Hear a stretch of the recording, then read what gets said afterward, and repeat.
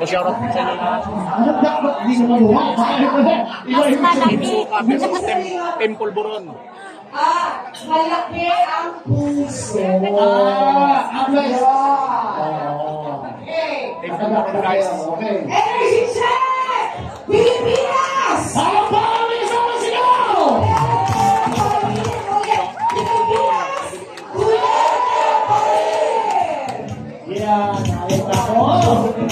Talagang dito support ako. Gusto ko na namang mawala yung mga walang t-shirt sa kalsada, yung mga snatcher sa kalsada.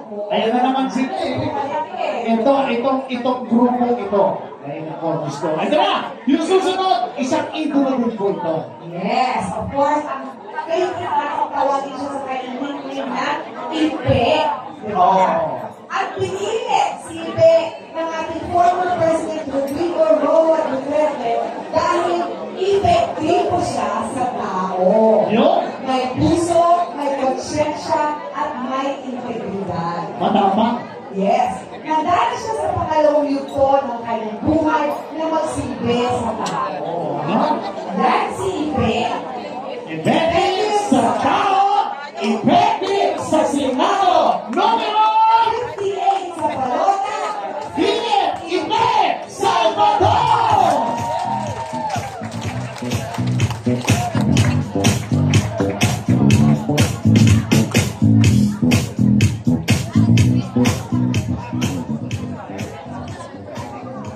Magandang sukang gabi po sa inyo. Iyon, no? Sukang paumbong. Ang hirap ng huli kang magsasalita. I mean, nadinig ko silang lahat magsalita. They're all brilliant. Palakpakan nyo naman ang slate ng PDP laban senatorial. Ang hina naman ang palakpak nyo.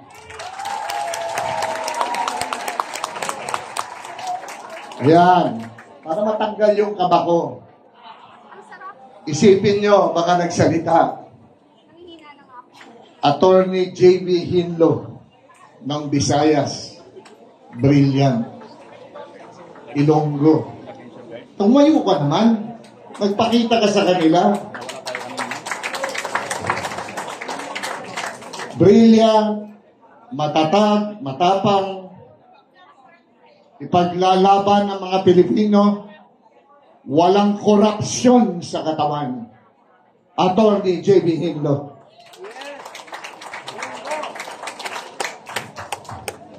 Isa pa katatapos lamang magsalita, ang aking kapatid na tiga Poso Rubio,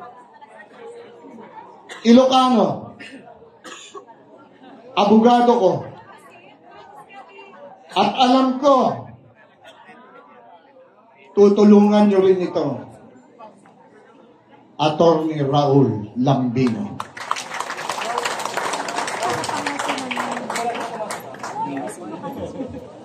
Ang isa pang abogado, ang pinakabata sa aming grupo,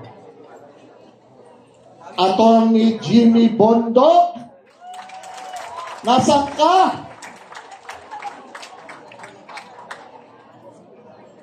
At siyempre, ang maiso, ang makikipaglaban ng gusto, Attorney Drake Rodriguez.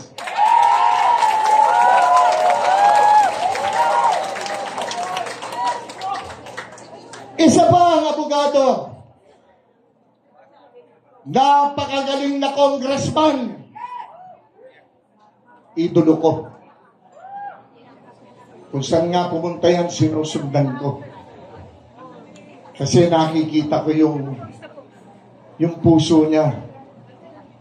Yung puso niya, nakikita mo, nararamdaman mo. Ginagawa lang niya ang tama. Napakagaling na congressman at alam kong magiging mas magaling na senador, Rodante Marcoleta.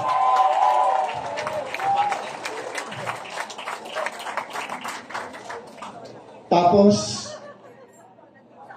Meron po kaming pastor. Ang pastor na best friend po ng ating former President Rodrigo Roa Duterte. Napanood nyo, narinig nyo ang kanyang advokasya. Alam nyo, nararamdaman nyo kung ano lahat ng mga sinasabi niya. Tandaan nyo po, tulungan natin si Pastor Apollo Kibuloy.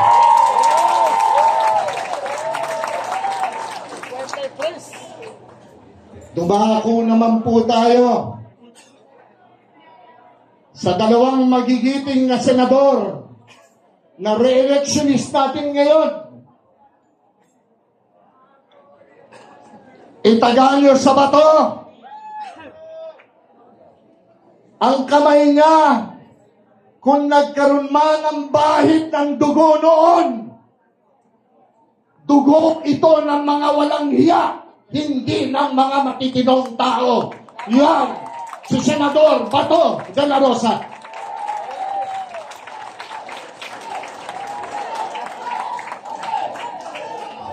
I love you, pare! I love you, pare! Alam ko yan, pare! Kilala kita!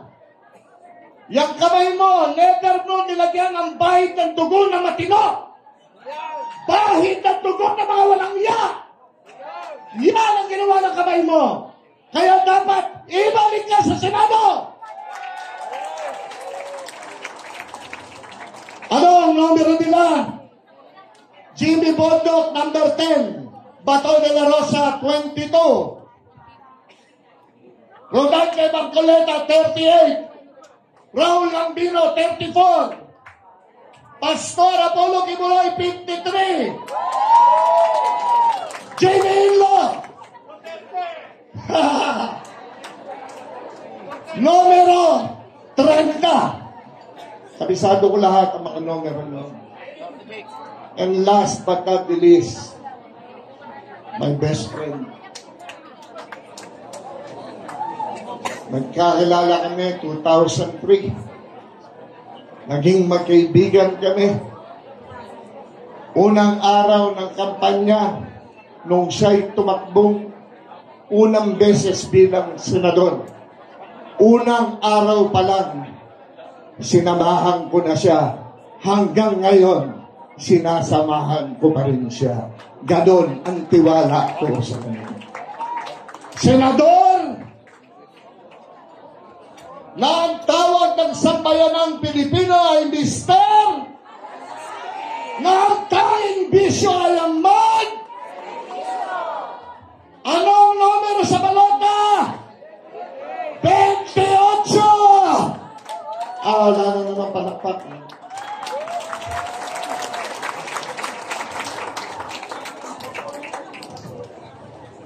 Sino pa ba? Parang nakalimutan ko sarili ko Parang nakalimutan ko yung maisog number 56. Bill, can I ask a favor? Can you please stand?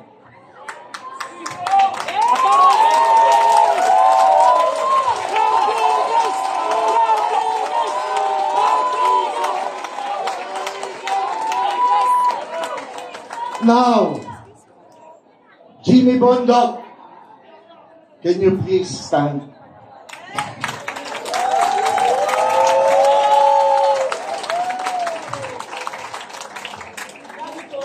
Ilonggo, tayo ka, pakita ka sa kanila. Jamie Hildo.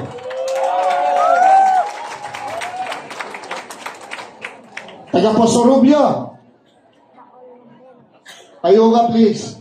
Raul Lambino. Ang aking idolo, ang aking kaibigan, ang aking sinusundan. Congressman, soon to be Senator Rodante Marcoleta.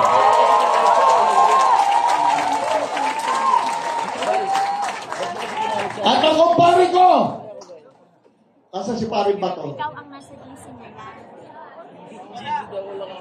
Ngayon, ang ipapakiusap ko, Senator Bongo, Senator Bongo, palihog lang, pwede magtayo ka lang.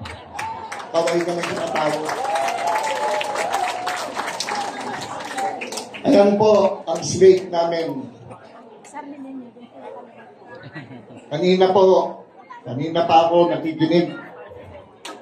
Ang pinag-uusapan tungkol sa suka. As a matter of fact po, kagabi nag-uusap kami mag-asawa, bakit ganon? Bakit ganon sinakabastos? Sabi ko, kaya nga sinamahan kong slate yung walang bastos, yung mga tao magseservisyo ng totoo sa mga Pilipino. Ang PDB lang ang slate. Mahirap po itong pinasok ko. Alam niyo po, nagawa ko na po lahat sa buhay ko eh. Bilang artista, nagawa ko na po lahat yung gaganda pang bagay. Nanalo ako 27 beses Best Actor. Naging box office king ako. Naging superstar ako. Akala ko po,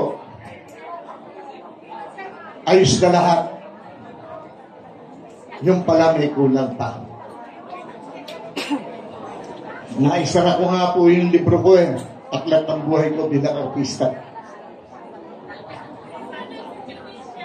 Nung makita ko po may kakulangan, dahil nakita ko po ang ginagawa ng aking kaibigan, si Senator Bongo. Buong Pilipinas po, inikot na namin. Mag-aanim na taon na ho kami umiikot. Sa kaduluduluhan po ng Pilipinas, dulot-dulo. Narating ko na po dahil sinasamahan ko po si Senator Bongo kung paano ang pagseserbisyo sa mga Pilipino. Yung totoong pagseserbisyo. Sa pelikula, tatanggol sa mahihirap, tulong sa mahihirap. Ginagawa namin yan nila Vivian Perez. Ginawa namin. Pero ang realidad ay ito. Itong nangyayaring kahirapan talaga sa mga mahihirap. I have seen the poorest of the poor all over the Philippines. Balik-balik po kami ni Senator Bongo. Walang tigil. Bawal ang mapagod. Kalalabas ko nga lang ng ospital eh. Kasi sumobra ng pagod ang katawan ko. Pero pinilit ko pong dumating ngayong gabing ito. Ngayong araw na ito dito. I will not miss this. Like what I said, nasara ko ang aklat ng buhay ko bilang artista. Meron akong isa pang hindi nagagawa. Kaya nagbukas ako ng aklat ng buhay ko muli, pangalawang beses. Pero hindi bilang artista. Bilang isang public servant. This is my last hurrah. And I want to give it all. Ang magagiting ko pong mga kasama, abogado, ako hindi. Meron mga kandidatong, mga kasama natin sa PDP, mga doktor, ako hindi. Meron mga engineer, ako po hindi.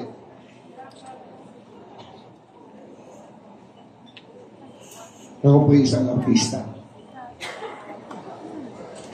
Pero ako yung artistang magiging epektibong maglingkod at magserbisyo sa sambayanang Pilipino. Ano ang kanilang mga ginagawa ngayon? tinitira si PRRD, tinitira si Vice Inday Sara, tinitira si Mayor Baste, tinitira si Congressman Pulong. Bakit? Ano ang apelido nila? Duterte. Takot silang lahat. Urong ang kanilang mga buntot. Buntot. Takot silang lahat. Anong ginagawa nila? Totoo yung sinabi lahat ng ating mga abogado. Ipai-impeach nila si Inday. Nagnanakaw daw si Inday. Ay ko naman at sa akin, walang Duterte yung magnanakaw.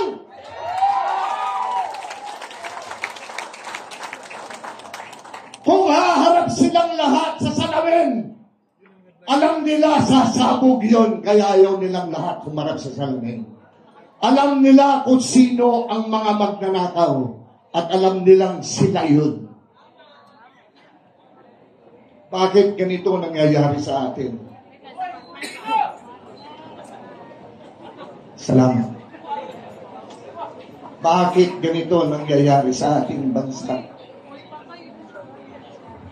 Pati nga ang West Philippine Sea, sinisisi pa yung PRRD.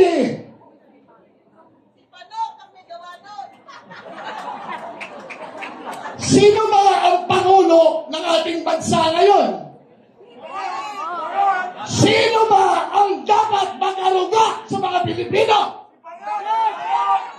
Sino ba ang dapat lumaban para daw sa mga Pilipinong mangingista? Sino ba yan?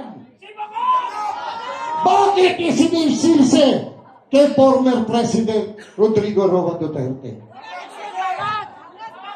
Bakit?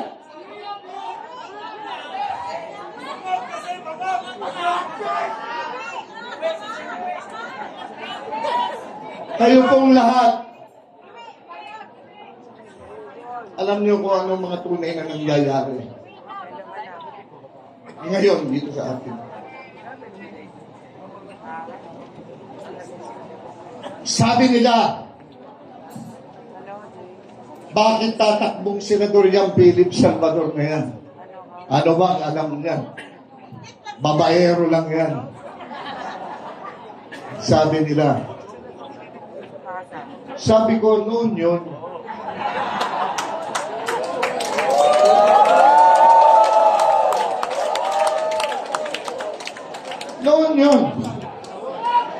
nung kabataan ko, inaamin ko.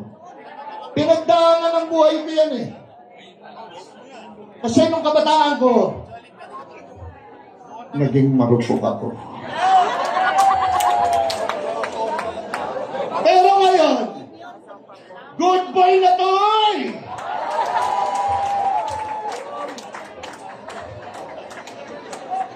Uy, wala naman akong asi.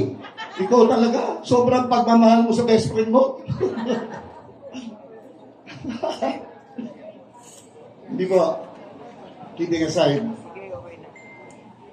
good boy na ako talaga. Totoo yun. Totoo yun. Pero mas si Coco Naik, parang hindi naniniwala.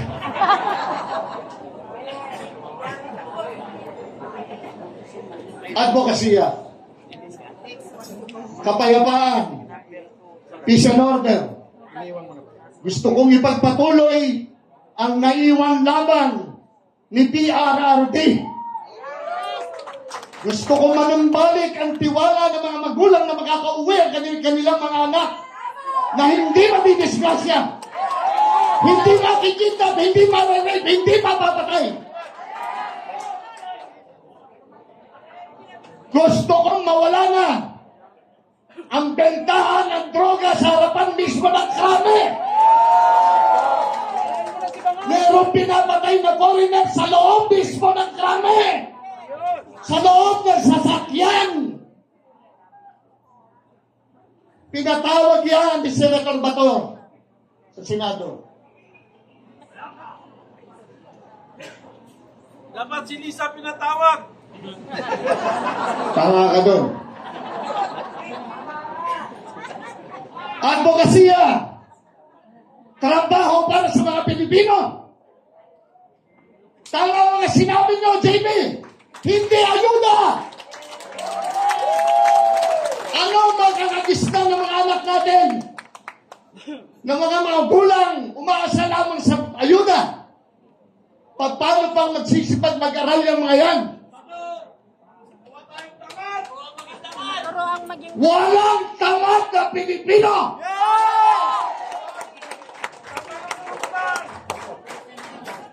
Hindi man tamad. Ginagawa nila tayong tamad. Wala pong tamad na Pilipino. Kaya kailangan po talaga magkaroon tayo ng matibay na batas para magkaroon ng trabaho mga Pilipino. Sabi, gagawin daw 20 pesos ang kilo ng bigas. Loso! Udol! Nakabili na ba kayo ng 20 pesos?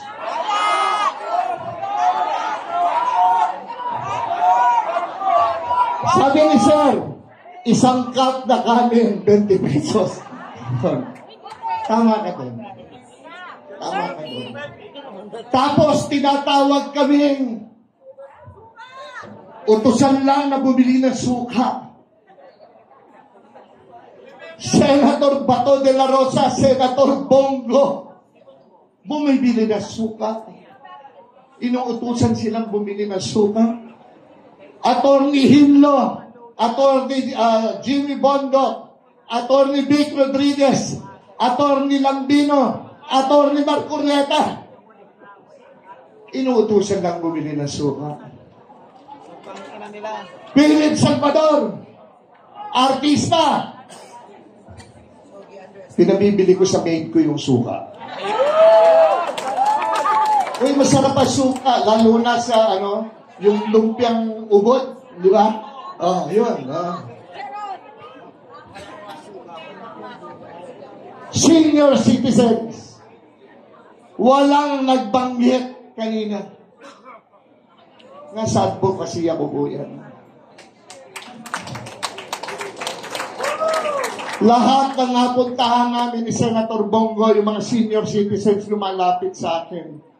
Tatakbo ka raw, kung tatakbo ka, huwag mo naman kaming pabayaan. Nakalimutan na kami ng lipunan. Yan ang sinabi nila. Pribileyo pa para sa kanila, dagdagan natin, kawawa ang senior citizens.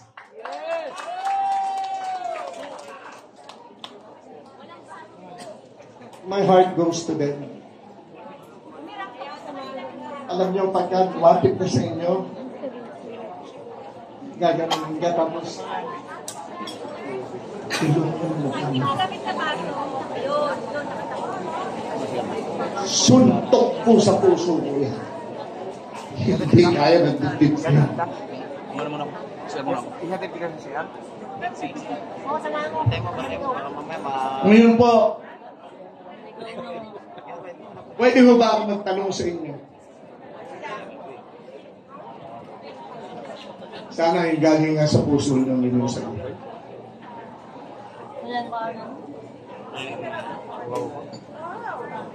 Mahal nyo ba tutulungan nyo si Jimmy Bondo?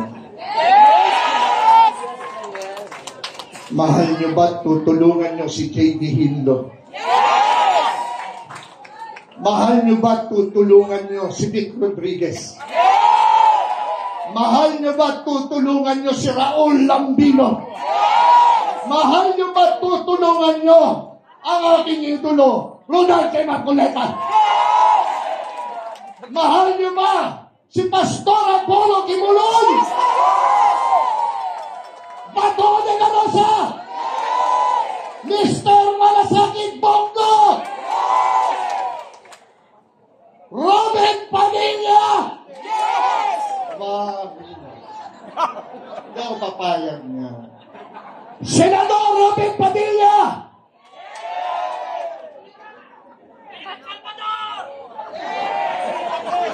Mahal niyo niyo ba ang pinakamahal nating presidente ng Pilipinas, Rodrigo Roa Duterte? Lahat na lang mahal niyo. Paano ako?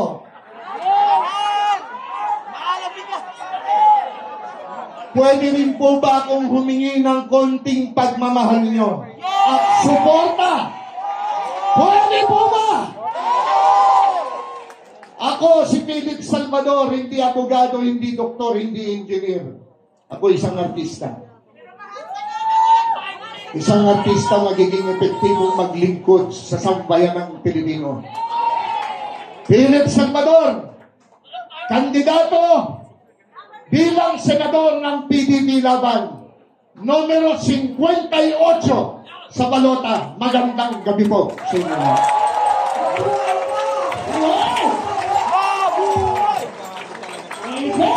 Wow naman! Palakas na ng mic ko.